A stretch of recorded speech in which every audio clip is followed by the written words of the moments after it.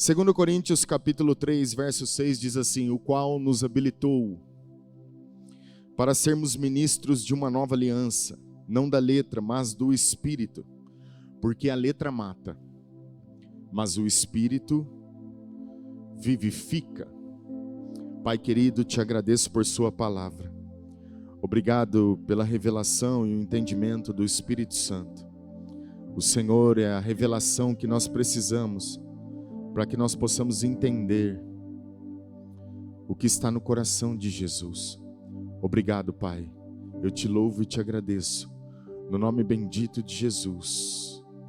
Amém. Amém. Eu escolhi um tema um tanto quanto interessante hoje, preparando um lugar para Deus. Porque nem sempre, às vezes, a gente sabe os lugares que Deus gosta de estar. Por mais que as pessoas digam Deus está em todo lugar, não sei, talvez elas digam no sentido de onipresença, a capacidade de estar em vários lugares ao mesmo tempo. Mas o fato é que Deus escolhe alguns lugares para descer, para se manifestar, para se revelar. E eu quero tentar expor um pouco isso para que a gente possa entender o que o apóstolo Paulo veio a nos dizer aqui agora em 1 Coríntios. Quando nós olhamos para a escrita de Paulo, nos habilitou para uma vida no Espírito e não na letra.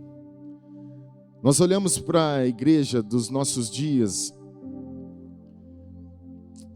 e não falta informação sobre Deus para nós, sobre como nós podemos receber salvação, como nós podemos receber bênçãos de Deus, como nós podemos de repente prosperar ou ter um bom casamento.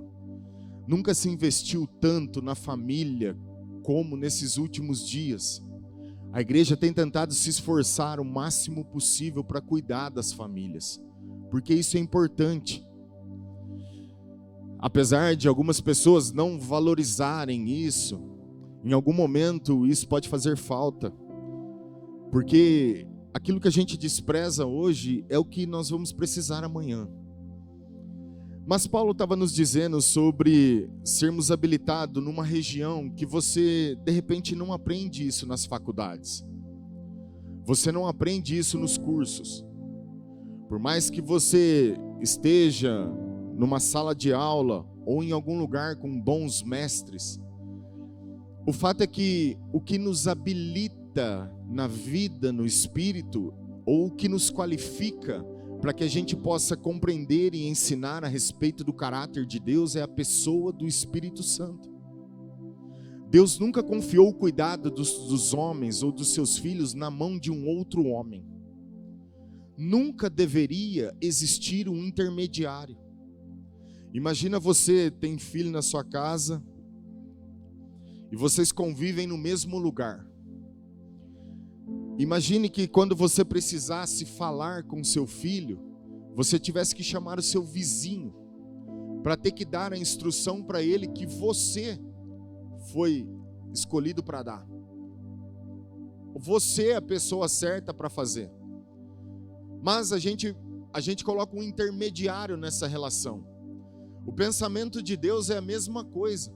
Da mesma forma que você instrui seus filhos o caminho que ele deve seguir para que ele tenha uma vida próspera, uma vida correta, para que ele possa entender o que ele deve fazer.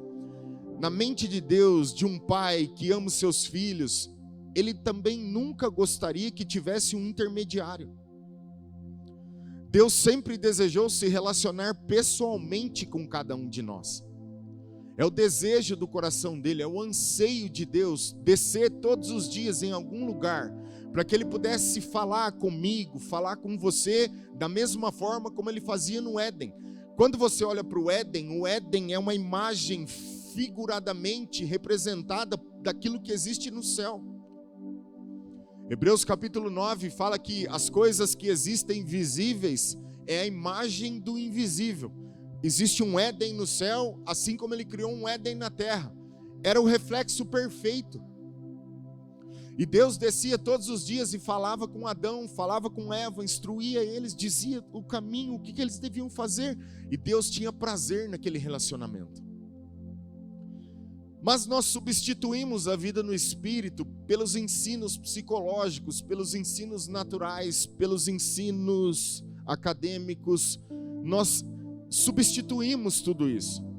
Um dia o pastor Lucas estava pregando aqui, ele disse assim: é impressionante como a gente consegue pagar um curso pela internet de um coach que pode nos ensinar. Por favor, não me entenda mal, pondere o que estou dizendo. Não estou falando contra a profissão coach. Eu estou falando sobre nós, como nós temos a capacidade de sentar diante da tela de um computador, de uma televisão, para ver o curso de alguém que entendeu algo e subiu em algum lugar, mas nós não temos o mesmo anseio, a mesma vontade, a mesma coisa de fazer isso com as Escrituras. Esses caras que prosperaram no coach e se tornaram milionários, em cima de cursos que foram vendidos pela internet, todas as sabedorias que eles adquiriram está aqui em Provérbios.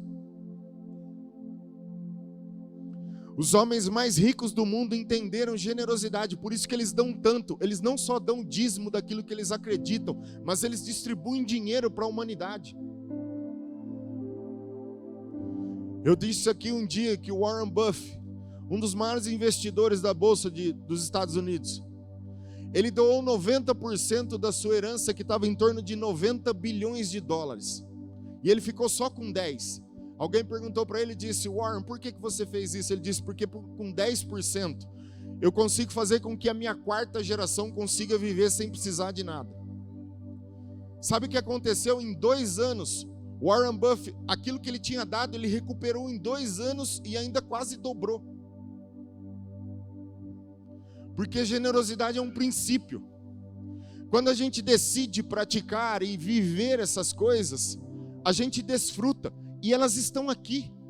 Só que nós não conseguimos ter paciência às vezes para respeitar os processos. Por quê?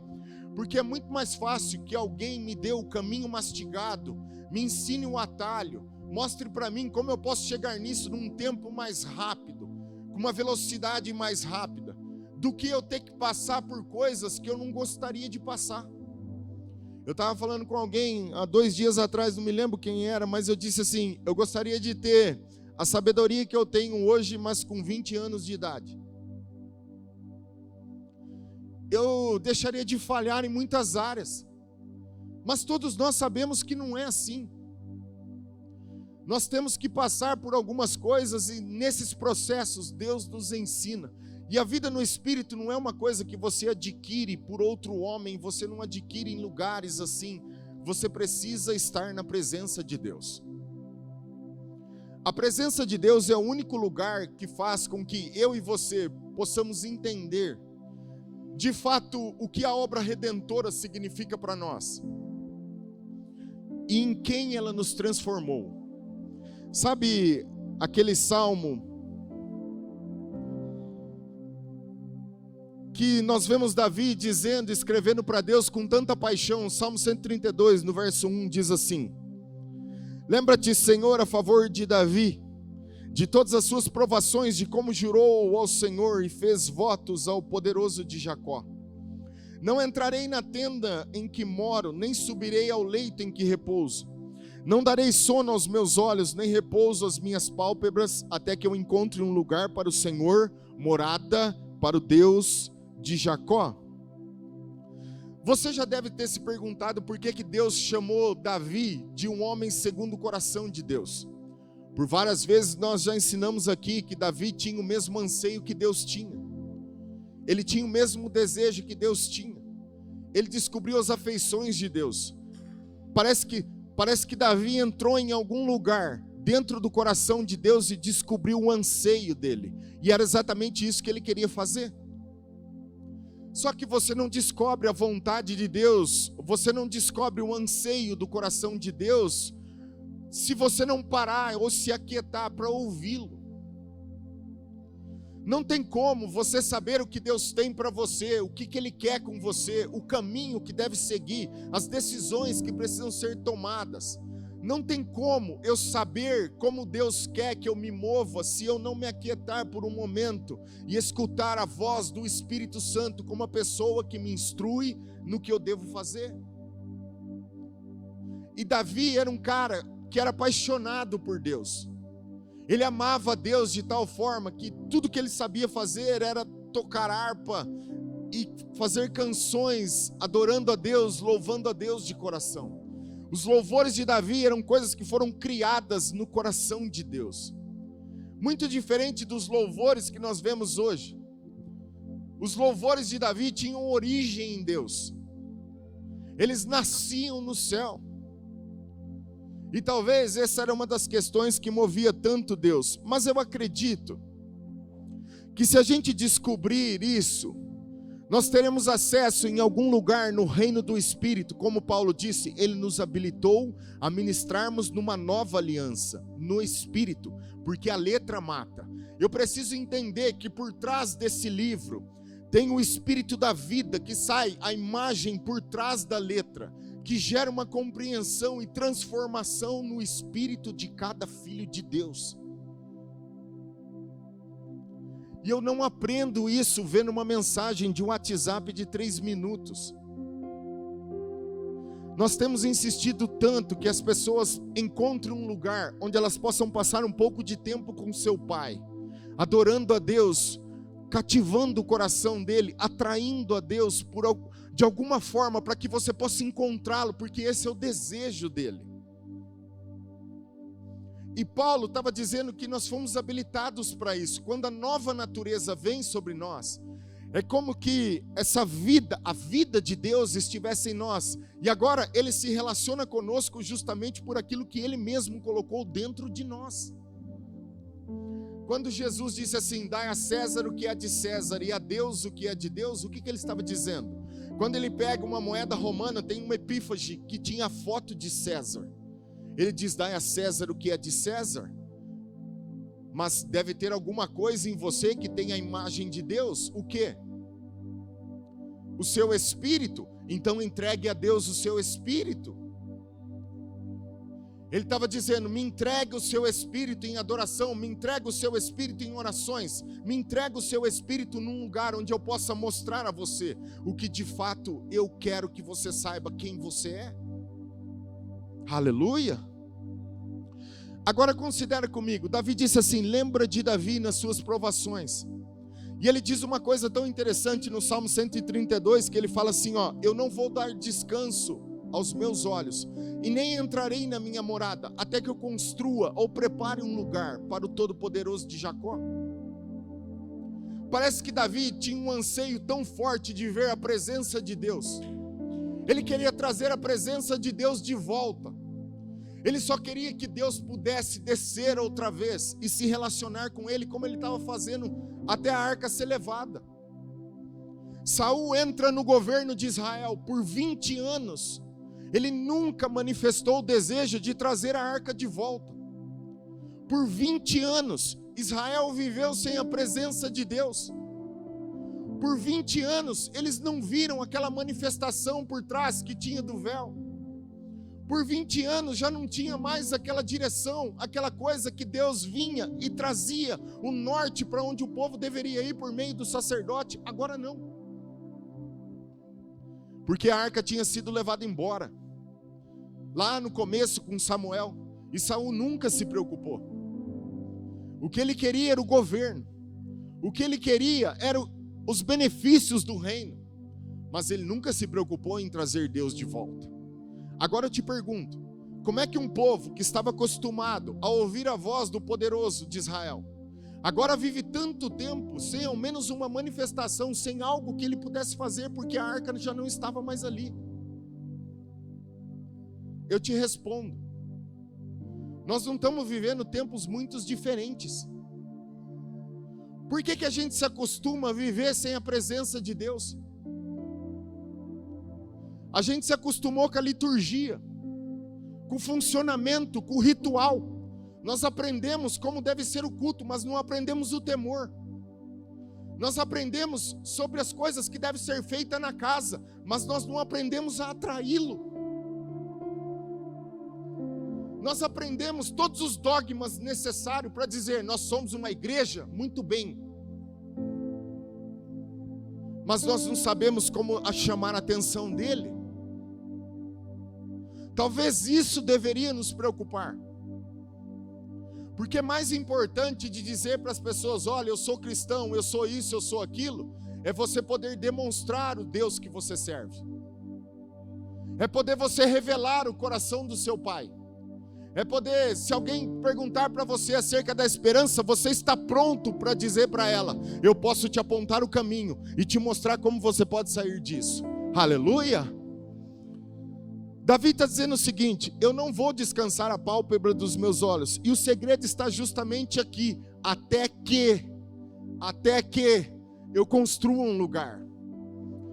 Agora, Davi está fazendo um voto para Deus, mas antes de você entender esse lugar, 1 Crônicas capítulo 28, verso 4 diz assim, olha aqui comigo, acompanha aqui no telão, o Senhor, Deus de Israel, me escolheu de toda a casa de meu pai, para que eternamente fosse eu rei sobre Israel, porque a Judá escolheu para príncipe e casa do meu pai, e a casa de meu pai, na casa de Judá e entre os filhos de meu pai, se agradou de mim para me fazer rei sobre todo Israel. Em outras palavras, o que Davi está dizendo, Deus gostou de mim. Vira para alguém do seu lado aí e fala para ele, Deus gosta de você.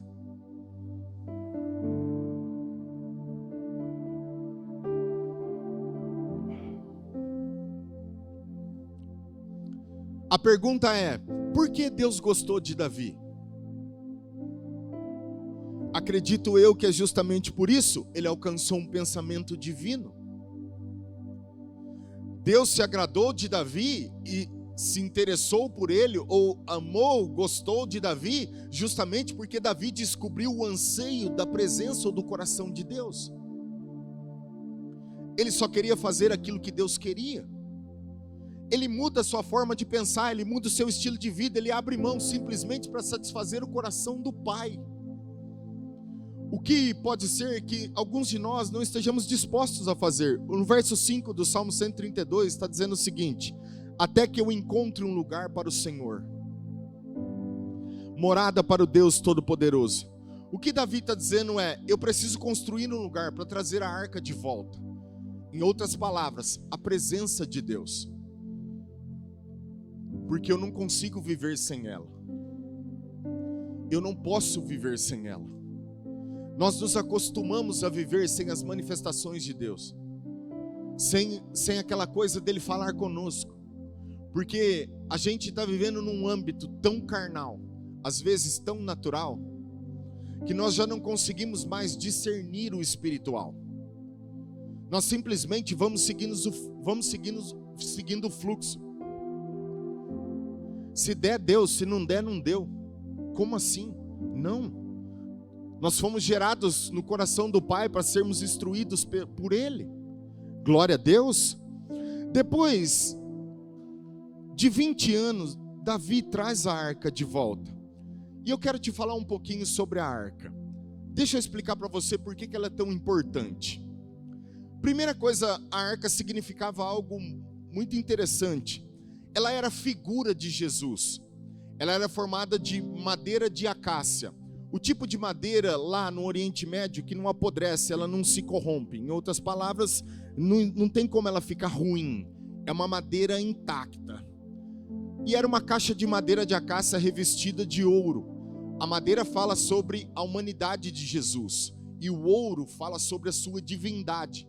Ela é uma figura perfeita sobre o Filho de Deus, o Salvador, Jesus Cristo.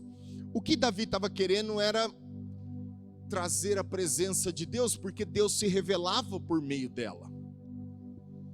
Agora, olha que interessante. Havia uma tampa sobre a arca, que nós chamamos, ou a Bíblia chama de propiciatório. Era uma chapa de ouro fundida. E era exatamente ali que era derramado o sangue do animal imolado. E ficava ali em cima, debaixo das asas dos querubins. O que havia dentro da arca? Primeiro, 3 coisas havia dentro da arca. As tábuas do mandamento. Por que as tábuas estavam lá? porque as tábuas falavam sobre a rebelião e a incapacidade do homem de guardar a lei de Deus.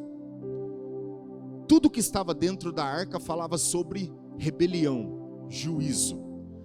As tábuas estavam lá porque o homem foi incapaz de guardar a lei. Romanos capítulo 3, verso 19 diz assim: ora, sabemos que tudo que a lei diz, aos que vivem na lei o diz para que se cale toda a boca, e todo mundo seja culpável perante Deus.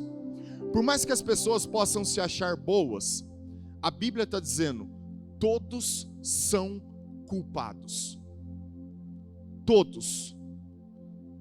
Sem diferença. Por isso que nós precisamos de Cristo. A segunda coisa que tinha dentro da arca era a vara de Arão, porque a vara falava da rebelião do homem sobre a liderança de Deus constituída por ele.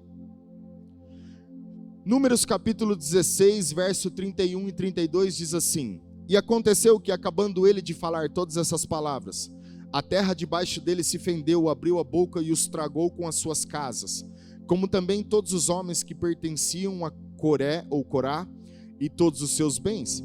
Quando Coré, junto de um grupo de pessoas, questionam a liderança de Moisés e Arão, Moisés fala o seguinte: tudo bem, amanhã você vem aqui diante da arca da tenda do encontro, e nós vamos colocar os nossos cajados aqui, traga os cajados dos 12 príncipes de Israel, e a gente vai colocar aqui, aquele cajado que florescer, esse é o que Deus denominou o líder do povo.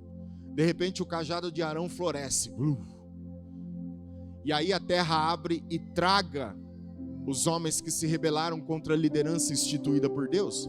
Então, primeiro, as tábuas falam sobre a incapacidade do homem guardar a lei de Deus. Segundo, a vara de Arão fala sobre a rebelião dos homens de não aceitar a liderança instituída por Deus. Terceiro, era o pote de ouro que tinha um pouco de maná. O que falava isso? Sobre a rebelião do homem quanto à provisão de Deus. É impressionante. Números 21:5 diz assim: e o povo falou contra Deus e contra Moisés: por que nos fizeste subir do Egito, para que morramos nesse deserto, onde não há pão e nem água? E a nossa alma tem fastio desse pão. Além de Deus estar dando pão do céu para eles comerem, na verdade o maná, às vezes escapa, era uma pequena goma que um alimento depois se tornava um tipo de um pão, mas a palavra maná não significa pão, tá? O que é isso? Maná em hebraico é o que é isso? Eles levaram um susto quando viram o chão forrado daquela coisa. Mas era a provisão de Deus para eles. Mas mesmo Deus dando provisão para os homens, eles estão murmurando diante de Deus. É impressionante como nós temos capacidade de murmurar de uma vida que Deus nos deu, quando nós não conseguimos enxergar a vida que outras pessoas estão vivendo, que estão muito pior do que a gente. Você já deu uma voltinha no Hospital do Câncer? Você já foi por aí nos asilos da vida? Em alguns lugares que as pessoas não têm, às vezes, nem saneamento básico. E às vezes nós temos tudo. E a gente diz assim: Deus, eu queria isso. Eu queria o iPhone 17 Pré, 2 tera. Fica com 15 mesmo, tá bom. A gente não tem noção das coisas que a gente faz. Se a gente pudesse compreender isso, toda a nossa perspectiva mudaria. Mas voltando para o ensino aqui, presta atenção. O que Davi queria trazer de volta era a Arca da Aliança. E dentro dela, tinha as 3 coisas que falavam sobre as rebeliões dos homens. A questão é a seguinte: você consegue ver que cada item da arca fala sobre algo que era contra nós? Mas era nesse lugar que Deus vinha. O que ele fez? Ele pegou todas essas coisas que representavam algo contra o homem e colocou dentro da arca. Se a arca era um modelo de Jesus, quando ele subiu na cruz, ele pegou o meu e o seu pecado e colocou dentro dele.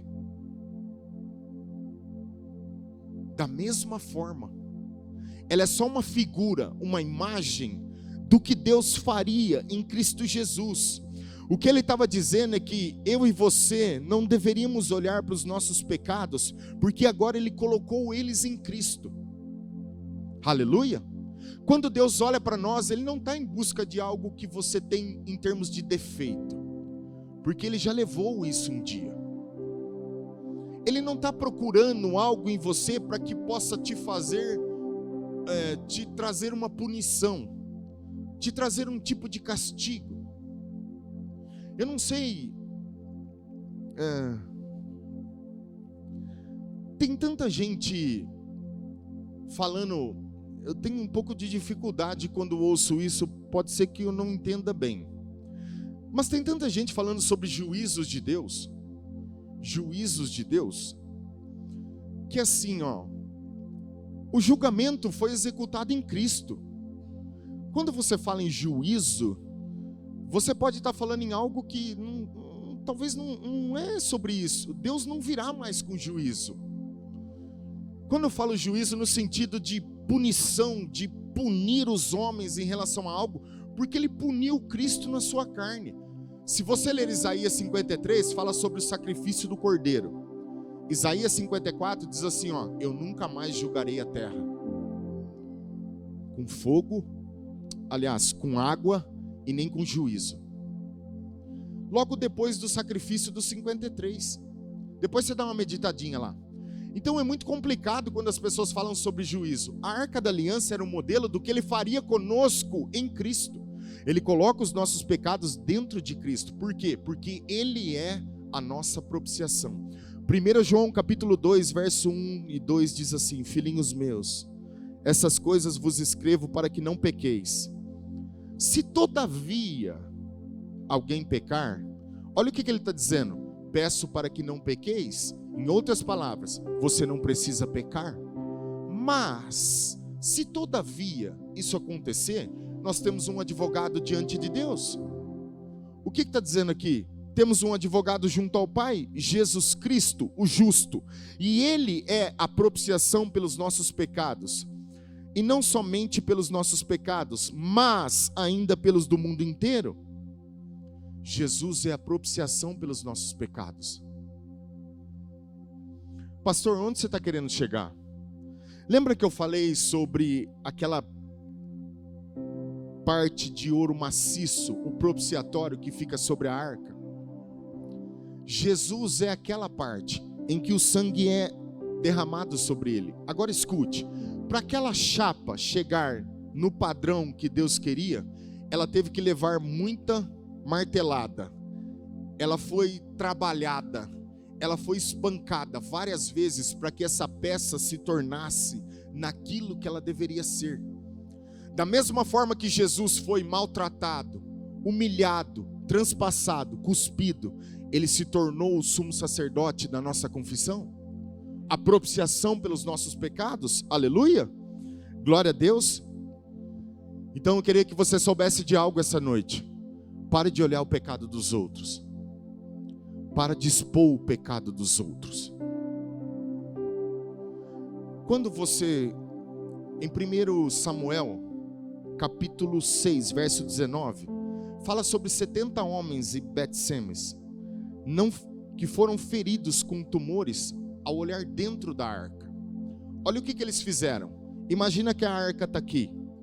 Eles empurram um propiciatório para olhar o que tem dentro.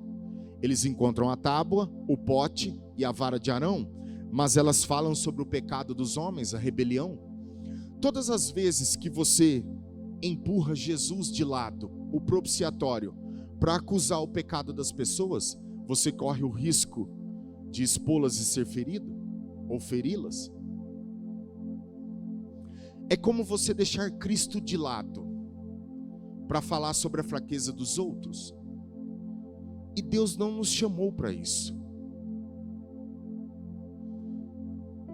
Pastor, não estou entendendo, você falou sobre preparar um lugar, mas está falando sobre a arca. É justamente por isso. Ô Ellen, põe aquela imagem para mim aí, por favor. Eu trouxe uma imagem para você olhar aqui. Ela era mais ou menos aquilo ali. Está vendo? O propiciatório está exatamente abaixo das asas dos anjos. Era ali que era aspergido o sangue. Mas isso mostra um lugar ou algo muito interessante para nós.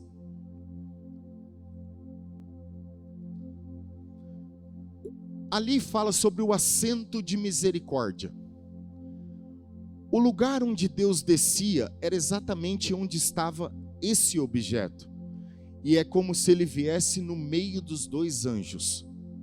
Eles fazem a sombra em cima do que tem dentro, para que Deus desça com a sua glória e pudesse falar com o homem.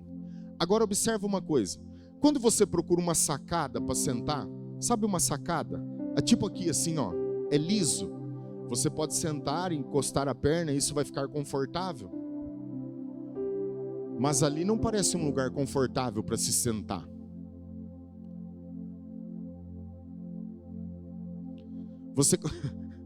Desafio. Você conseguiria sentar na borda da arca? Ia doer um pouco sua coxa, acho. Mas entenda algo. Tem alguma coisa ali entre os dois anjos que fazia Deus se sentir confortável. Quando você olha para as asas, elas estão cruzadas, formando um tipo de uma tenda, um lugar de habitação. E as suas bocas se cruzam. Nós olhamos para o céu e Isaías não. Apocalipse fala que os céus está cheio de anjos, dizendo em todo lugar: Santo, Santo, Santo, Santo, Santo, Santo. As vozes se cruzam e as suas palavras, Santo, Santo, Santo, formam um assento para que Deus se sinta confortável. O que faz com que ele venha no lugar é exatamente a direção da boca daquilo que sai da boca dos anjos. Santo, Santo, Santo. Aí ele encontra um lugar confortável para estar. Só que nós não precisamos mais da arca. A arca é só um desenho que relata para nós sobre um lugar onde Deus vinha e se sentia confortável para falar com os homens. Mas era o que tinha entre as asas e cruzavam as vozes dos anjos. Santo, Santo, Santo. Ele vinha e se encontrava com o sumo sacerdote. Você já se perguntou por que Deus te chamou de ovelha? Ele poderia nos chamar de, sei lá, cavalo, ou de um cachorrinho bem bonitinho. Mas ele não fez isso. Sabe por quê? Ovelha é o único animal que não consegue viver sozinho na terra. Sozinha assim, ela não consegue se cuidar sozinha. Ela depende de alguém. Quando Deus nos intitulou de ovelhas, é porque de fato Ele é o bom pastor. Ele estava dizendo para mim e para você: vocês dependem de mim. Não tem como. Você não consegue guiar a sua vida sozinho. Você não consegue resolver os problemas sozinho. Certa vez um homem foi em algum lugar e ele viu uma ovelha. Tinha um riozinho, um riacho abaixo lá na terra. E tinha uma ovelha que estava abaixada diante de um galho da cerca, assim, e ela estava parada. Aparentemente parece que ela estava bebendo água do rio. E aí ele sai do lugar onde ele está e vai lá ver o que aconteceu com essa ovelha. Quando chegou lá, verificou-se que ela estava entre a cerca e o galho. O rio estava um pouquinho mais longe, mas quando você olhava de longe, parece que ela estava perto do rio. A ovelha já estava morta. E aí o rapaz perguntou para o pastor, o criador dela, disse assim: você não está vendo por que ela está aqui? Ele disse: não, é porque olha a grama do outro lado. Ela estava verdinha, era uma grama bonita, suculenta. Ela saiu do lugar onde ela estava para ir comer em outro lugar. O que ela não sabia é que ela se meteria numa armadilha. E era o galho que estava bem rente à cerca. Ela conseguiria colocar a cabeça, mas ela não conseguiria voltar. É assim que Satanás faz conosco. Ele sempre diz para nós que a grama do vizinho é melhor. Ele fala que eu posso ir até ali ou ultrapassar isso aqui, e a gente vislumbra esse tipo de coisa. Mas eu digo para você, não saia do lugar onde você está. Volte para o lugar onde Deus te colocou na presença dEle. Porque quando você vislumbra coisas que Ele não pediu para que você faça, você corre o risco de cair numa armadilha e talvez nunca mais voltar. Por isso somos chamados de ovelha.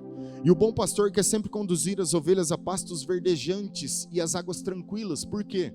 Eu não sei se você pode contemplar em algum momento um lago que as águas estão bem tranquilas. Você pode olhar não só o seu reflexo na água, mas também tudo que está ao redor da sua pessoa, de você. Se você já viu uma ferramenta de arquitetura, chama espelho d'água. Eles projetam a imagem pronta, de um lado para o outro. Os arquitetos fazem isso para projetar uma imagem quando ela está boa. É exatamente isso que o bom pastor faz. O que ele faz? Ele nos conduz às águas tranquilas, aos pastos verdejantes, e nos coloca na frente desse lugar. E ele começa a partir daqui a refletir a sua imagem de quem você é em Cristo, para que você saiba o que Ele fez através de Jesus na obra redentora. Quando você olha para esse lugar, você pode ver não só a sua imagem de quem se tornou, mas também os benefícios que vêm junto do reino. Por isso o bom pastor quer te conduzir a um lugar onde ele possa se encontrar com você e realmente transmitir no seu espírito aquilo que realmente você se tornou. Paulo disse em 2 Coríntios capítulo 3, verso 18, se eu não me engano: nós, assim como contemplando por espelho a glória do Senhor, somos transformados de glória em glória. É nesse lugar que ele consegue mostrar para nós o que aconteceu aqui dentro, para que a gente possa viver a realidade do Espírito. Mas pastor, por que você falou sobre a arca? Porque da mesma forma, volta a imagem da arca para mim, Elia, por favor. Porque da mesma forma que naquele lugar existia um lugar confortável para que Deus viesse e descesse, só que agora nós não precisamos dela. Nós precisamos construir um lugar muito parecido, para que Ele também venha e se sinta confortável e se relacione conosco. Só que agora não mais com uma mobília. Deve existir outra maneira. Como? Como nós vamos fazer isso? Gênesis capítulo 15, versículo 4 diz assim: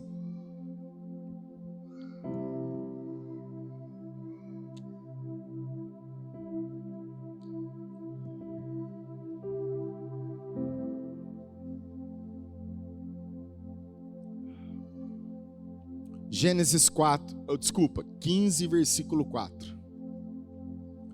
Diz assim: a isto respondeu logo o Senhor, dizendo: não será esse o teu herdeiro, mas aquele que será gerado de ti será o teu herdeiro. Então conduziu-o até fora e disse: olha para o céu e conta as estrelas, se é que podes. E lhe disse: será assim a tua posteridade. Ele creu no Senhor e isso lhe foi imputado para a justiça. Disse-lhe mais: eu sou o Senhor que te tirou de Ur dos Caldeus para dar-te por herança esta terra. Perguntou-lhe Abraão: Senhor Deus, como saberei que hei de possuí-la? Respondeu-lhe: toma uma novilha, uma cabra e um cordeiro, cada qual de 3 anos, uma rola e um pombinho. Ele, tomando todos estes animais, partiu-os pelo meio e lhes pôs em ordem as metades, uma defronte das outras. E não partiu as aves. As aves de rapina desciam sobre os cadáveres, porém Abrão os enxotava. Olha que interessante. Um dia Deus vai e fala com Abraão sobre ele ter um herdeiro. E ele pede algo muito interessante para Abraão e diz o seguinte: Abraão, sai da sua tenda, porque a sua é limitada, mas eu quero te mostrar algo maior. Quando Abraão sai da tenda, da visão natural, da visão limitada, ele diz assim: olhe para o céu. Quando ele olha para o céu, diz: contempla as estrelas. Consegue contá-las? Você consegue observar a grandeza de tudo isso? Abraão deve ter falado: não tem como.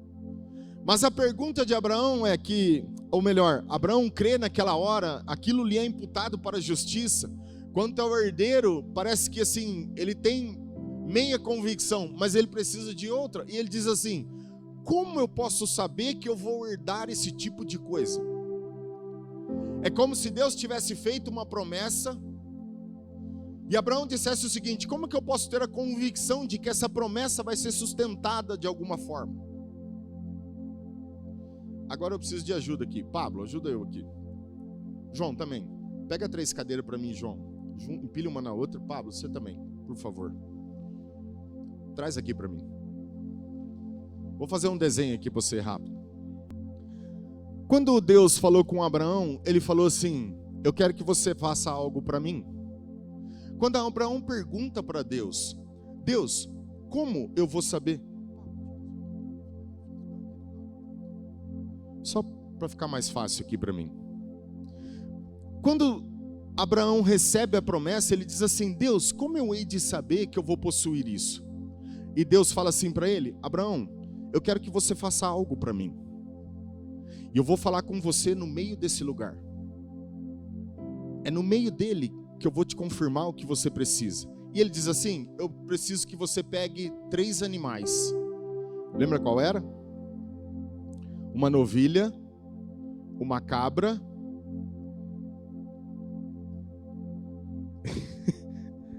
e um cordeiro e 2 rolinhas. Vamos lá. Ele falou assim: pega os animais e corta-os no meio. Abre aí para mim, João. Põe ali.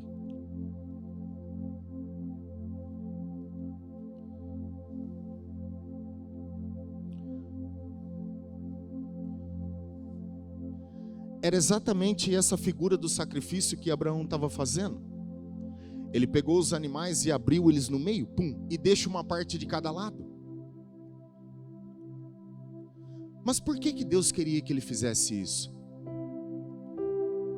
Quando você lê no final do versículo, ele fala assim, ó: toma cuidado com as aves de rapina, os urubus vão vir, eles vão tentar se aproximar do sacrifício. Entenda uma coisa: todas as vezes que você oferecer sacrifícios a Deus, os urubus vão se aproximar. Eles vão tentar parar você. De alguma forma, eles vão tentar atrapalhar que você ofereça sacrifícios. Mas existe uma razão pelo qual Deus pede para que Abraão fizesse isso. Eu não sei se você pode imaginar, mas a figura que eu tenho quando eu leio o texto é que Abraão teve que ficar aqui assim, ó, tocando urubu, para que eles não tocassem no sacrifício. Entenda, esse lugar aqui você precisa proteger. Quando você está oferecendo sacrifícios a Deus, aqui se torna um lugar para que Ele possa vir, e você precisa proteger esse lugar, para que ninguém venha e atrapalhe aquilo que você está fazendo e ele venha. As aves de rapina é uma imagem do inimigo, do Satanás, dos demônios. Eles vão tentar parar a gente.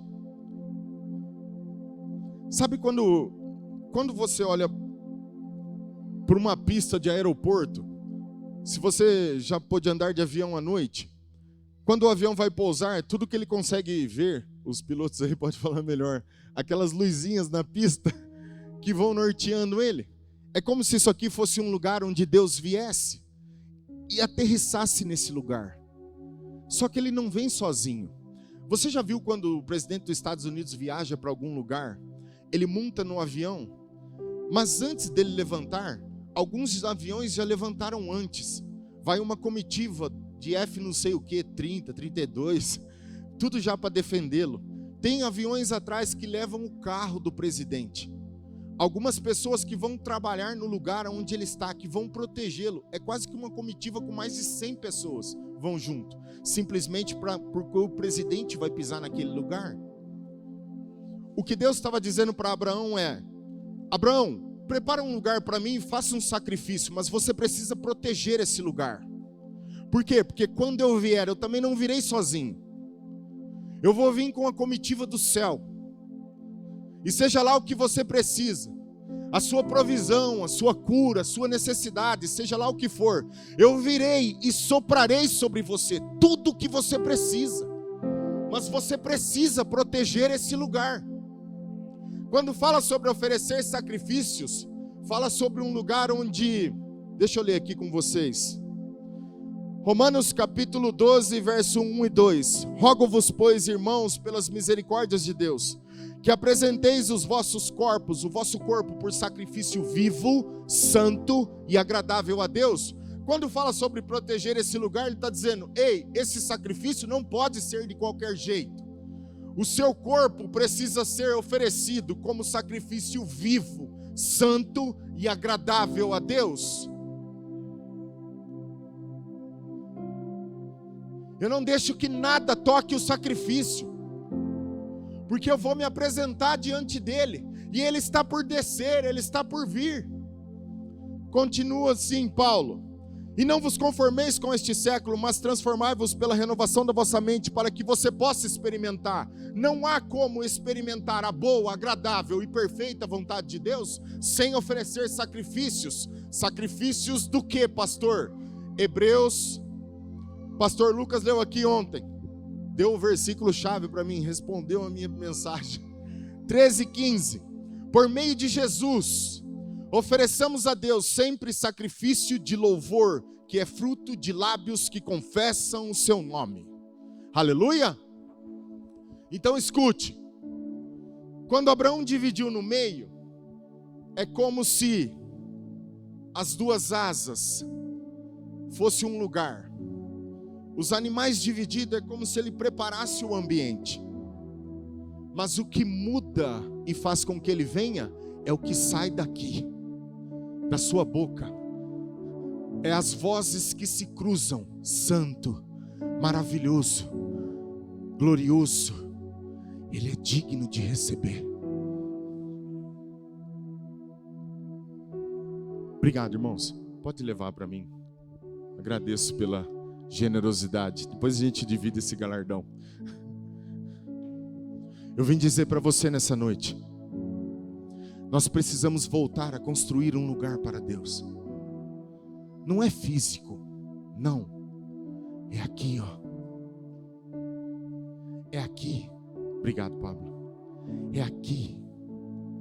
Quando você pode encontrar um lugar e fechar os seus olhos e louvar a Deus, é tudo que Ele quer. É ali que Ele vem. É ali que Ele desce.